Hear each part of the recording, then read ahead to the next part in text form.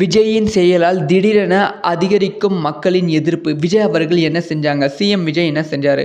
அதாவது இத்தன நாள் விஜய் அவர்கள் மீது எக்கச்சக்கமான குற்றச்சாட்டுகள் எதிர்க்கட்சி தலைவர்கள் வச்சாங்க.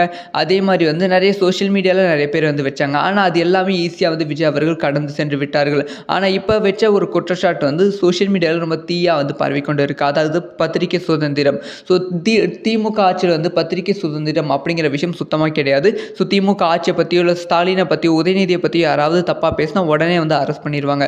ஸோ தாவேகா ஆட்சியில் அந்த பிரச்சனை இருக்காது அப்படின்னு நினைச்சா, தாவேகா ஆட்சியிலும் இந்த பத்திரிகை சுதந்திரம் அப்படிங்கிற விஷயம் ஒரு கேள்விக்குறியா இருக்கு அப்படின்னு சொல்லப்படுகிறது. ஏன்னா மாரிதாஸ் அவர்கள் ஆதவ அர்ஜுனா அவர்களை பத்தி ஒரு குற்றச்சாட்டு சொன்ன உடனே அடுத்தடுத்து ஆதவ அர்ஜுனா மாரிதாஸ் கைது செஞ்சுட்டு இருக்காங்க. ஸோ மாரிதாஸ் மீது அடுத்தடுத்து குற்றச்சாட்டு வச்சுட்டு இருக்காங்க. ஸோ இது மக்கள் மத்தியில் ஒரு பெரிய எதிர்ப்பை கிளப்பி இருக்கு. ஸோ பத்திரிகை சுதந்திரம் கிடையாதா? ஸோ டிஎம்கே மாதிரி நீங்களும் பண்றீங்களா அப்படிங்கிற கேள்வி எழுப்பியிருக்கு. முக்கியமாக மாரிதாஸ் அவர்கள் சொன்ன முக்கியமான பாயிண்ட். ஸோ விஜய் அவர்கள் எதுவும் பேசாமல் ஆதவ் அர்ஜுனா அவர்கள் தான் ஆட்சி நடத்துகிற மாதிரி இருக்குது அப்படிங்கிற விஷயத்தையும் சொன்னது இன்னுமே பெரும் பரபரப்பை மக்கள் மத்தியில் பேசும் பொருளாய் உருவாக்கி இருக்கு. இது ஃபஸ்ட்டு விஜய் அவர்களுக்கு ஒரு மிகப்பெரிய நெகட்டிவ் இம்பேக்ட், அதாவது நெகட்டிவ் பேராக இருக்குது. ஸோ இதை தமிழக வெற்றி கழகத்தின் தலைவரும் தமிழக முதலமைச்சருமான விஜய் அவர்கள் எப்படி சமாளிக்க போகிறார் அப்படிங்கிற விஷயத்தை வெயிட் பண்ணி தான் பார்க்கணும். ஸோ முதலமைச்சர் விஜய் அவர்கள் செய்ததை பற்றி நீங்கள் என்ன நினைக்கிறீங்க?